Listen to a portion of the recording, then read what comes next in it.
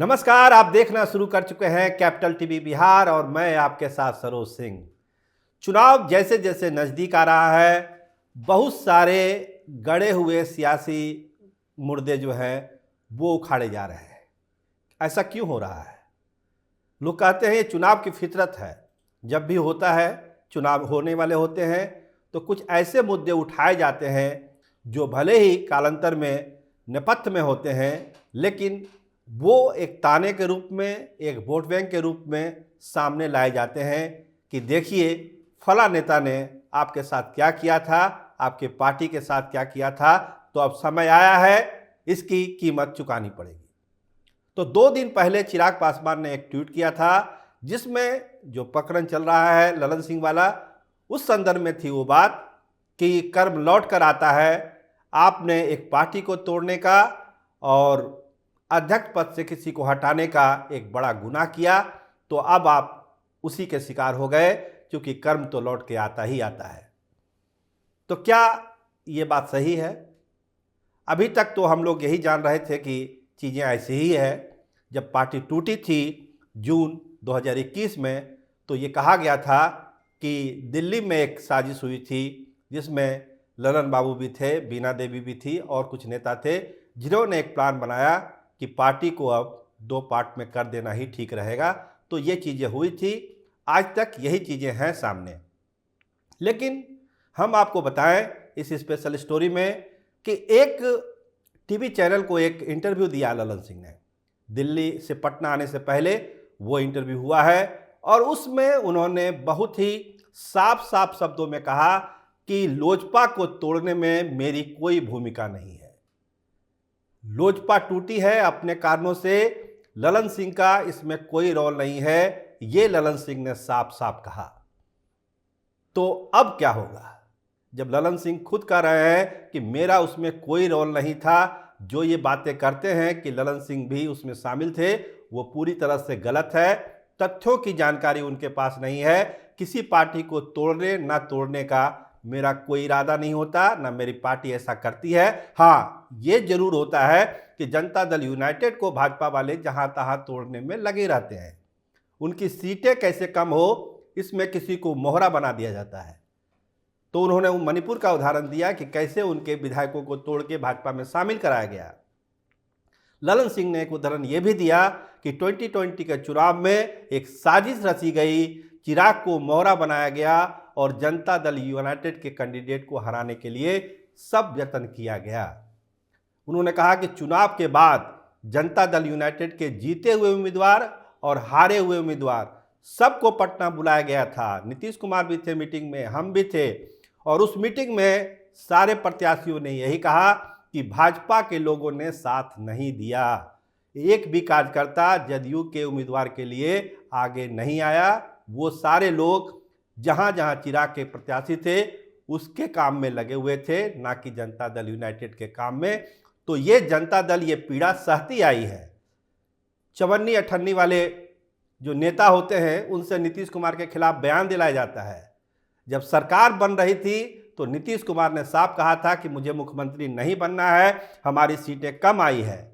लेकिन नरेंद्र मोदी और अमित शाह के दबाव में उनको ये पद स्वीकारना पड़ा, और जब पद उन्होंने स्वीकार किया तो छोटे छोटे नेताओं से उनके खिलाफ बयानबाजी कराई गई। कहा गया कि मेरे ही कृपा से मुख्यमंत्री बने हुए हैं नीतीश कुमार। तो ये चीज़ें काफ़ी पीड़ादायक थी और इसी को लेके हम लोगों ने महागठबंधन से एक रिश्ता बनाने की कोशिश की, राष्ट्रीय जनता दल से एक रिश्ता बनाने की हम लोगों ने कोशिश की। ललन सिंह ने उस साक्षात्कार में और भी कुछ बातें कही। देखिए, बिहार के सियासत में ललन सिंह अभी जो बोल रहे हैं वो काफ़ी मायने भी रखता है, क्योंकि वो हर उस घटना के गवाह हैं जो बिहार में हुआ है और बिहार के सियासत को प्रभावित किया है।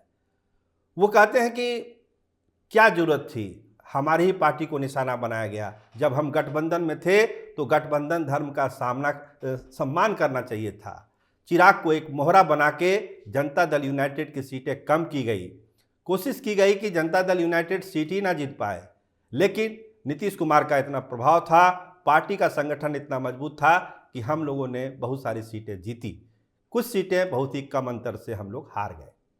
तो ये ललन सिंह ने अपने हिसाब से साफ किया कि लोजपा जो टूटी थी उसमें मेरा कोई रोल नहीं है और तोड़फोड़ की राजनीति सियासत हम करते ही नहीं है। इसके अलावा जो नीतीश कुमार मुख्यमंत्री बने तो किस तरह से दबाव छोटे नेताओं ने बनाना शुरू किया और कैसी मजबूरी में हमको आरजेडी के साथ गठबंधन करना पड़ा। एक बातें और साफ की, जो चुनाव आने वाला है उसको भी लेकर ललन सिंह ने साफ किया उस साक्षात्कार में कि कांग्रेस को जो सीटें मिलेगी वो राष्ट्रीय जनता दल ही देगा। जनता दल यूनाइटेड का उससे कोई लेना देना नहीं है कि कांग्रेस को बिहार में कितनी सीटें दी जाएगी।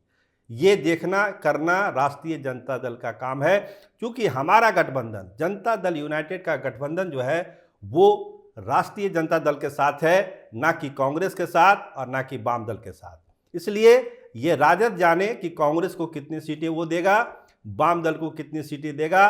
हम अपनी सीटों के लिए जिम्मेदार हैं और चाहते हैं कि इंडिया गठबंधन मजबूती से बिहार में चुनाव लड़े और जल्द से जल्द सीटों का बंटवारा हो जाए। यही बेहतर होगा और यही इंडिया गठबंधन का जो सेहत है उसके लिए भी अच्छा है। तो ये ढेर सारी बातें ललन सिंह ने कही अपने साक्षात्कार में, लेकिन चिराग की पार्टी अभी भी ये मानती है कि ललन सिंह ही जिम्मेदार हैं लोजपा के विभाजन के लिए। अगर अध्यक्ष पद से चिराग पासवान बेदखल हुए तो उसके लिए ललन सिंह कहीं ना कहीं सूत्रधार हैं। तो एक बहस छिड़ेगी अब ललन सिंह के बयान के बाद। जैसा उन्होंने कहा कि मेरा कोई लेना देना नहीं है, लेकिन चिराग गुट अभी भी कह रहा है कि ललन सिंह ही थे वो शख्स जिन्होंने पार्टी को तोड़ दिया और चिराग को संयुक्त लोजपा के राष्ट्रीय अध्यक्ष पद से हटना पड़ा। तो ये लड़ाई अभी चलेगी, लंबी चलेगी कि क्या होगा नहीं होगा। ललन सिंह पटना में हैं, लोगों से मिल रहे हैं, बातचीत कर रहे हैं और कहा जा रहा है कि जो उनकी हैसियत थी उस हैसियत को बरकरार रखने की कोशिश की जाएगी। पटना एयरपोर्ट का आपने नज़ारा देखा कि नीतीश कुमार और ललन सिंह किस तरह से चहलकदमी करते हुए बाहर आए और कार्यकर्ताओं ने उनका स्वागत किया। तो मैसेज साफ है कि ये मैसेज कभी नहीं जाए, कहीं नहीं जाए कि नीतीश कुमार और ललन सिंह के बीच कोई दूरी है। जो रिश्ता था वो रिश्ता बरकरार है, भले वो राष्ट्रीय अध्यक्ष पद पर अभी नहीं है, लेकिन उनकी हैसियत, उनका कद जनता दल यूनाइटेड में बरकरार है। तो ये सारी चीज़ें ललन सिंह से रिलेटेड थी। अब देखिए आने वाले 2-4 दिनों में जब सीट शेयरिंग पर बात होगी, क्योंकि इसी अगला जो पखवाड़ा आ रहा है उसमें सीट शेयरिंग को लेकर सारी बात हो जानी है। जनता दल यूनाइटेड कितनी सीटों पर लड़ेगा, राष्ट्रीय जनता दल कितने सीटों पर लड़ेगा और कांग्रेस कितने सीटों पर चुनाव लड़ेगी, ये 7-8 तारीख तक तय हो जाना है। क्योंकि 4 तारीख से दिल्ली में जो कांग्रेस की कमेटी बनी है वो मुकुल वासनिक उसमें भी है। तो मुकुल वासनिक की अध्यक्षता में जो बात होगी कि कहाँ सहयोगी पार्टी को कितनी कितनी सीटें देनी है, तो इसका एक ब्लूप्रिंट उनके सामने रखने की बात है। और राहुल गांधी की जो न्याय यात्रा निकल रही है उससे पहले सारे सीटों पर फैसला हो जाना है। ये मोटे तौर पर तय कर दिया गया है कि उसमें विलंब अब कांग्रेस की तरफ से नहीं होगा। न्याय यात्रा में जाने से पहले राहुल गांधी सहयोगी दलों की सीटों पर अंतिम मुहर लगा देंगे कि कौन सा सहयोगी दल किस राज्य में कितनी कितनी सीटों पर लड़ेगा और प्रत्याशी कौन होगा, ये भी मोटे तौर पर तय हो जाएगा। तो तैयारी महागठबंधन की तरफ से जोर शोर से है। लेकिन ललन सिंह के इस खुलासे के बाद कि लोजपा के टूट में मेरा कोई लेना देना नहीं है, चिराग खेमे में और पारस गुट में भी थोड़ी सी खलबली है कि ये जो बात कर रहे हैं ललन सिंह, इसमें दम नहीं है। कहीं ना कहीं वो थे इसमें, और पारस गुट की तरफ से तो उतना नहीं, लेकिन चिराग गुट जो है इसका जरूर प्रतिवाद करेगा। आप इंतजार करिए, देखते रहिए कैपिटल टीवी बिहार। नमस्कार, धन्यवाद, बहुत शुक्रिया।